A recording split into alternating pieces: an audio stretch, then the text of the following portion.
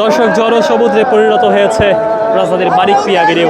ইতিহাসের এক অনন্য অধ্যায় রচনা হলো আজকের এই দিন। দর্শক, বছরের এই শেষতম দিনে লক্ষ লক্ষ মানুষ একই সারিতে একত্রিত হয়েছিলেন বিএনপি চেয়ারপারসন বেগম খালেদা জিয়ার যে জানাজা, সেই জানাজায় দেখতেই পাচ্ছেন লক্ষ লক্ষ মানুষ কিন্তু ইতিমধ্যেই বের হচ্ছেন। তারা জানাজা শেষ হয়েছে কিছুক্ষণ আগেই, এবং জানাজার শেষে পরবর্তী যে মুহূর্ত সেটি আপনাদেরকে দেখানোর চেষ্টা করছি।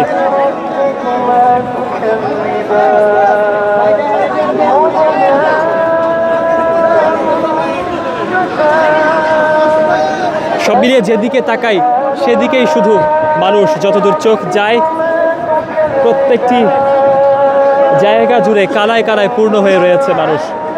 দেখতে পাচ্ছি দর্শক, কারো কারো হাতে পতাকা রয়েছে, কারো কারো হাতে বা কালো পতাকা, শোক প্রকাশ করছেন কেউ কেউ বা। এবং আজকের বছরের শেষ দিনে লক্ষ লক্ষ মানুষ জানাজায় দাঁড়িয়ে, একই সারিতে দাঁড়িয়ে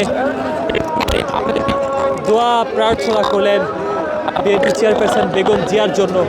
আমরা ঠিক সেই দৃশ্যটিও কিন্তু দেখেছি এবং দেখানোর চেষ্টা করছিলাম আপনাদেরকে। দৈনিক দেশের পত্র ফেসবুক পেজ থেকে সঙ্গে যুক্ত ছিলাম খন্দকার তাসির আলম।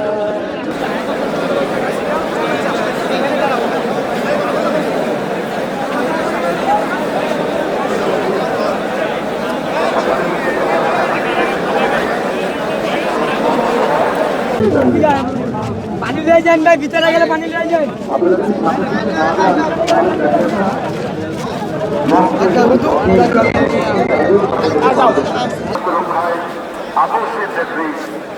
বেগম খালেদা জিয়ার প্রতি শ্রদ্ধা জানিয়ে, তার প্রতি আমাদের ভালোবাসার প্রকাশ জানিয়ে মহান আল্লাহর দরবারে আমরা তার মাফ ফেরাত চাইবো। আজকে সবাই সারিবদ্ধভাবে দাঁড়িয়ে জানাজার নামাজের মাধ্যমে, এবং এই জন্য মহিলাদের জন্যও এই জায়গাটা বন্ধ হয়ে গেলে তখন এমন একটা সময় আসবে আমরা চাইলেও সামনে যেতে পারবো না। আপনারা দয়া করে সামনের দিকে চলে যান। জায়গার পর্যাপ্ত জায়গার ব্যবস্থা করা হয়েছে। মিরপুর রোড থেকে এখনো